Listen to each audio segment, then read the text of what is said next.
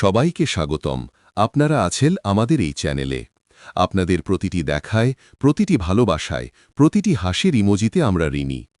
আজ আমরা ঢুকে পড়ছি অবোঝ বউ চতুর্থ পর্ব এর কৌতুক মেশানো ঝালমুড়িতে। বাইরে গরম, ভেতরে টক মিষ্টি, আর মাঝখানে আছে জীবনের নুন লবণ। চেনা চরিত্র ফিরে এসেছে, কিন্তু গল্পটি ঠিক চেনা পথে হাঁটতে রাজি নয়। সরলা, যে মেয়েটা নাকি সব অন্যায়টাই নিজের কাঁধে বয়ে বেড়ায়, আজও দাঁড়িয়ে আছে নতুন সব পরীক্ষার সামনে। গ্রামের হাওয়া আজও গুজবে ভরা, কথা উড়ে যায় বাঁশবাগানের পাখির চেয়েও তাড়াতাড়ি, আর সন্দেহের দৃষ্টি যেন ধার দেওয়া ছুরির থেকেও তীক্ষ্ণ। মানুষজন বড় ব্যস্ত, পুরো কথাটা শোনার আগে রায় দিয়ে ফেলতে ভালোবাসে, যেন ভাত খেয়ে আচার ভুলে গেছে, পেট ভরে কিন্তু স্বাদটা মিলল না। এই সময় হাজির সুজন, ওই যে বুকটা বড় আর মাথাটা মাঝে মাঝে আরও বড় শয়তানি প্ল্যানের জন্য। সে ঢুকে এক ধরনের ঝড়ো হাওয়া হয়ে, কখনো ঝামেলা বাড়িয়ে দেয়, আবার কখনো আকাশের মতো ছাতা হয়ে দাঁড়ায় বোনটার মাথার উপর। কেউ বলে সুজন হিরো, কেউ বলে সে নাকি ফায়ার এক্সটিংগুইশার। যেখানে সে আছে সেখানে আগুন আছে বলেই মনে হয়। তবুও কোলাহলের মাঝেই সুজন ধরে রাখে ঠান্ডা মাথার সুতো, কারণ সে জানে গ্রামের বিচার কাগজে কলমে না, মানুষের মনে রাখা স্মৃতির ভিতরেই হয়। বাড়ির বাতাস আজ টাঙানোর দড়ির মতো টানটান, যে যা পারে বলছে আর যে যা পারে শুনছে। এমনকি পাশের বাড়ির বিড়ালটা হারিয়ে এলে সেটাও নাকি প্রমাণ। অবশেষে মোড়ের চায়ের দোকানের বালতির মতো শব্দ তুলে গণবিজ্ঞপ্তি হল, আজ সালিশ বসবে। সালিশ শুনতেই বুক ধরফর করে, কারণ গ্রামে মীমাংসা ঠিকমতো না হলে সেটা মজা, আর মজা হতে হতে মশলা বাড়ানো গল্প হয়ে যায়, সোজাসুজি পুরো পাড়ার এন্টারটেইনমেন্ট। সালিশের আসর বসল পুকুর পাড়ের মাঠে। পুরনো বেঞ্চ, সামনে টেবিল, আর অর্ধচন্দ্রাকারের মতো গাদাগাদি মানুষ। বড় মশাই গলা খাখারি দিয়ে শুরু করলেন, কণ্ঠস্বর এমন মনে হয় নতুন ব্যাটারি লাগানো লাউডস্পিকার। সবাই মিলে টুকটাক টুকটুক টুকথাক কথা হচ্ছে, প্রমাণ পাতলা, যুক্তি লম্বা। কেউ কবিতা আবৃত্তির ঢঙে বলছে, কেউ নাটক করছে, কেউ গল্পে এমন তেল ঢালছে যে পাশের বাড়ির মাছ ভাজার কড়াই আবার ফুটতে শুরু করল। সরলা বসে আছে, দুহাত জোড়া করে, পাতার মতন কাঁপুনি, কিন্তু ভেতরে এক চিলতে শক্তও আছে। সে শান্ত স্বরে শুরু থেকে শেষ পর্যন্ত বলল, যেমন লাবড়া রান্না হয়, যত সবজি তত মশলা, কিন্তু সবটাই মেপে। লোকজনের চোখে মুখে একটু একটু করে হাওয়ার মতো বদল। আর ঠিক তখনই বাজারের পিঠাওয়ালি খুড়িমা, যিনি নাকি সব খবর মুখস্থ রাখেন, একদম থমকে গেলেন সময়ের গরমিল শুনে। বুঝলেন, কাঁচা কথার ভেতরেও পাকা ফাঁক আছে। গুজবের গোলক দাঁধায় দাঁড়িয়েও কেউ কেউ আছে যারা শোনে, ভালো করে শোনে। তারপর সুজন গলা নামিয়ে দাঁড়াল। নাটকীয় কিছু নয়, কোনো ঢাকঢোল নেই। সে শুধু ছোট ছোট টুকরো গল্প বলল বোনটাকে নিয়ে। ভোরে ঘুম থেকে উঠে জল তোলা, দুপুরে রোদ্দুর মাথায় নিয়ে মাঠে যাওয়া, সন্ধে নিজের ভালোটুকু বৃদ্ধার থালায় সরিয়ে দেওয়া। কথা শেষ করে সে দু একজন মানুষের নাম করল, যাদের চোখে গল্পের আসল দৃশ্যটা ধরা আছে, আর করল কয়েকটা সূচের মতো প্রশ্ন, যা গুজবের বেলুনটায় টুং করে ফুটোয় দিল।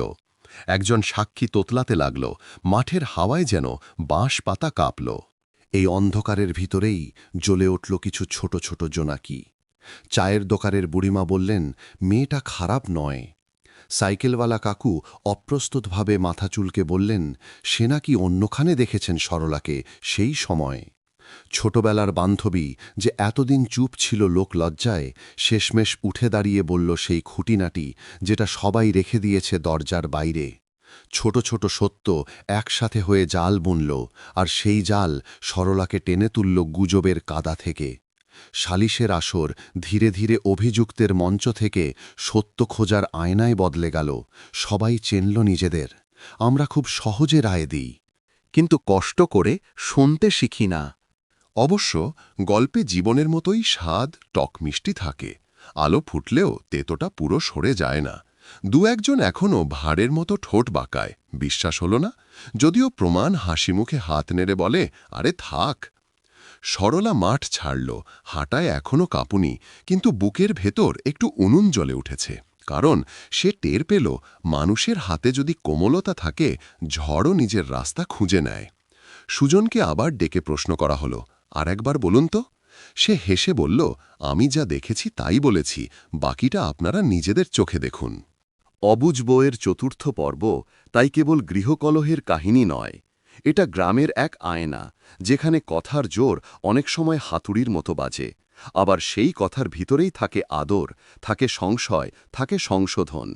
এখানে ন্যায়বিচার কখনো থালার মাঝের ভাতের মতো, সবাই ভাগ পায় না, কিন্তু ধৈর্য আর সহমর্মিতা থাকলে শেষে না না করে সেই ভাতটুকুও টেবিলে আসে। আর সত্যি তো সেই যার জুতো হয়তো ছেঁড়া, কিন্তু যে হাঁটতেই থাকে, কারণ সামনে রোদ আছে।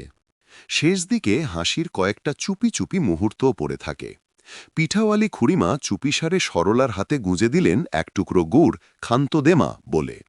সাইকেলওয়ালা বললেন, আগামীকালকে গুজব ছড়াবে না, তাকে টায়ারে ফ্রি হাওয়া দেব। সুজন বাড়ির ভাঙা গেট মেরামত করতে করতে বিড়বিড় করল, গেট তো পেরেক দিয়ে জোড়া লাগে, মানুষের মন সেখানে হাসিই পেরেক। কথাগুলো ছোট কিন্তু স্বাদে টক মিষ্টি, যেন কাঁচা আমে নুন মরিচ।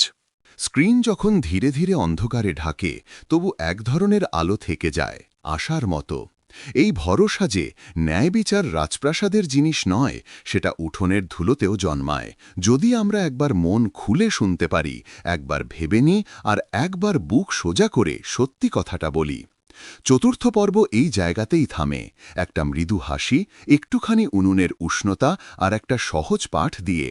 রায় দেওয়ার আগে আর একবার চা ঢেলে নি, প্রশ্নটা নরম করে করি, হয়তো সত্যি বাইরে দাঁড়িয়ে শুধু আমাদের ডাকার অপেক্ষায়। গল্প চলছে, চুলোর শিখাও জ্বলছে।